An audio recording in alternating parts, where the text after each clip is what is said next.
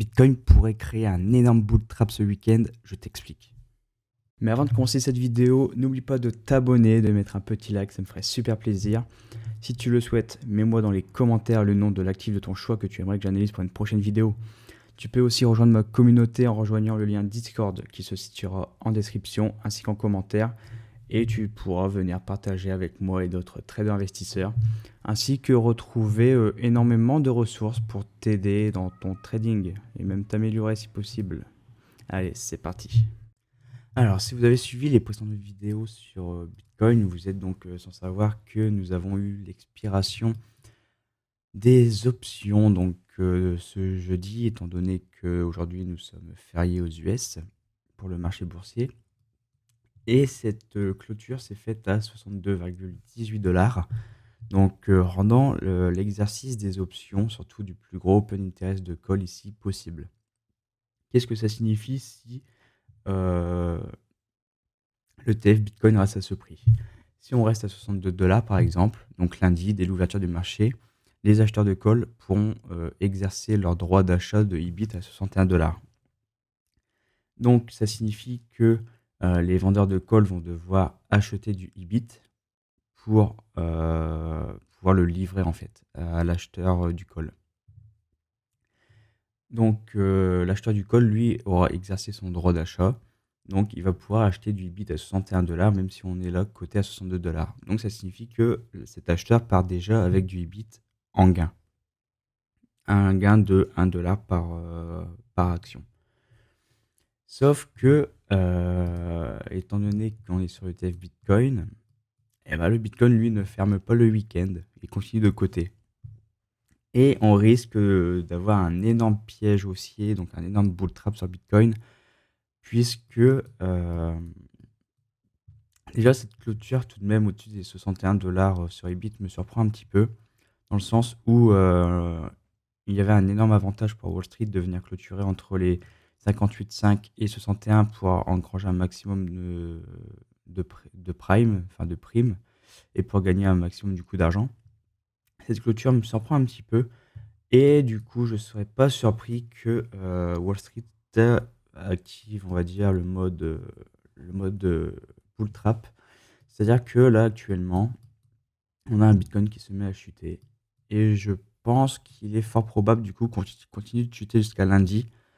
Dans le sens où, comme ça, les personnes qui pourront exercer leur call, donc dès l'ouverture de la semaine de cotation, donc lundi, eh bien, en fait, leur EBIT vaudra peut-être 61 $ tout pile ou même en dessous.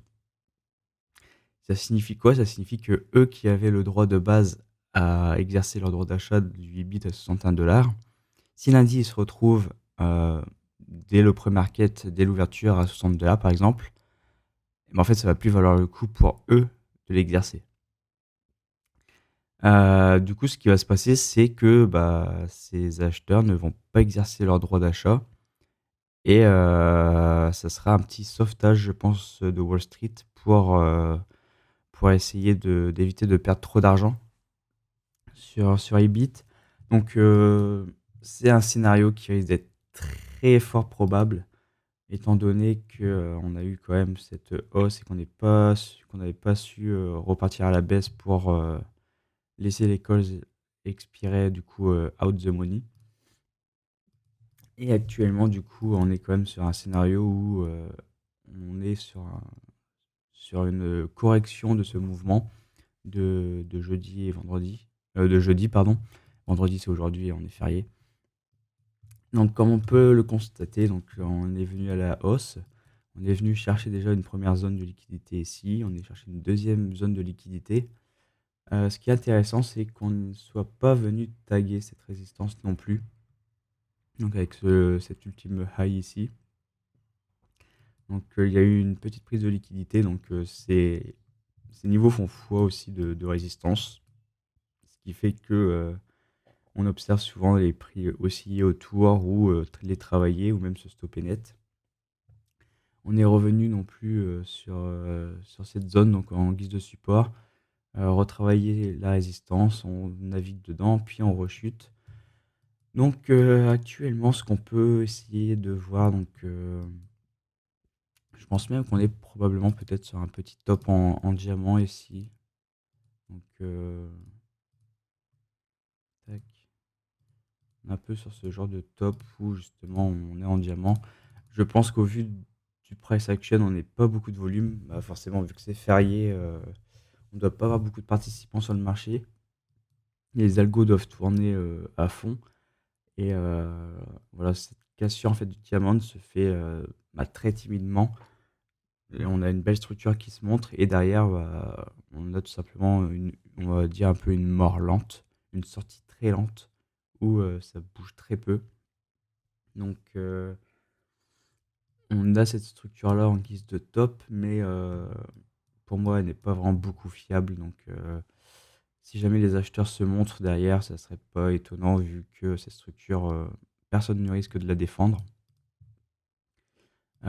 Cependant, donc, si on est vraiment sur un top et que les vendeurs gardent la main, que même les algos continuent de vendre pour essayer de faire chuter le prix pour piéger les acheteurs de calls qui peuvent de base exercer leur droit d'achat, donc lundi, enfin, leur droit d'exercice d'option.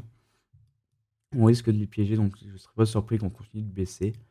Euh, je sais plus trop quand est-ce qu'on était là.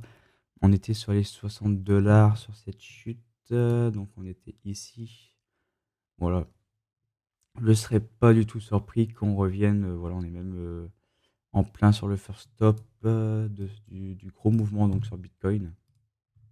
Donc, pour retourner sous les 61 $ de strike price, je ne serais pas du tout surpris que Bitcoin, justement, vienne retracer au niveau du first stop de tout ce mouvement. Donc, ça serait probablement même une bonne chose pour la suite si on veut rester dans un scénario aussi à long terme. On pourrait voilà, essayer de chercher ce first stop. Derrière, tous les exercices de call seront donc ne seront pas exercés. Et derrière, on aurait donc un potentiel bottom avec peut-être une divergence sur le MACD idéalement, donc tac. Et une structure qui pourrait nous dire ok, Bitcoin a retesté son first stop. On teste la tendance dégagée par ce mouvement et cette tendance reste défendue et on est prêt pour repartir. Donc c'est vraiment ce dont je peux m'attendre là pour ce week-end pour Bitcoin. Je m'attends tout de même à un piège haussier, ce bull trap, pour essayer de faire en sorte que lundi, les calls ne soient pas du tout exercés. On reste tout de même, si jamais, on reste tout de même dans une bonne localisation ici de short, donc on continue de défendre ce gros M. Donc là, on est sur du 15 minutes, on va pas beaucoup le voir, mais si on se met sur du 4 heures, voilà, donc on voit bien ce gros M ici, qui est même plutôt un M, même daily. Et là, actuellement, dans la petite reload zone, alors, est-ce qu'on a... non, ça m'en a pas l'air. On a ces deux petits tops là sur le MACD, mais 433 et la 436, donc non, on n'a pas de divergence sur le MACD. Donc, c'est compliqué de parler de top ici sur cette reload zone. Pour le moment, on a juste une bonne localisation de short. On n'a pas encore, hormis sur l'OBV, on a une divergence baissière, mais c'est tout. Mais et encore. Il faudrait prendre ce top ici. Et encore, même si je peux prendre ce top là, cette divergence n'est pas encore confirmée. Il faudrait venir casser ce plus bas ici. Donc on a potentiellement de la divergence baissière sur l'OBV. Mais voilà, c'est encore beaucoup trop tôt pour parler d'un retournement dans cette reload zone. On n'a pas de signe de momentum. On a un William qui n'est pas encore entré en état de stupidité, donc il y a encore de quoi pousser un petit peu. Donc ouais, ça suivra un peu ce scénario que j'aurais donc sur Bitcoin, où on pourrait être sans bull trap. On revient, on retrace pour le week-end. Lundi, Ibit ouvre sous les 61 $. Les acheteurs de call décident de ne pas exercer leur droit d'achat. Et Bitcoin ensuite pourra montrer qu'on défend bien ce niveau pour repartir de plus belle. Donc voilà pour cette petite vidéo, j'espère que ça vous a plu. Donc si jamais vous voulez que j'analyse un actif de votre choix, n'hésitez pas à dire dans les commentaires. Et si vous pouvez vous abonner et mettre un petit pouce, ça me ferait extrêmement plaisir. Allez, ciao.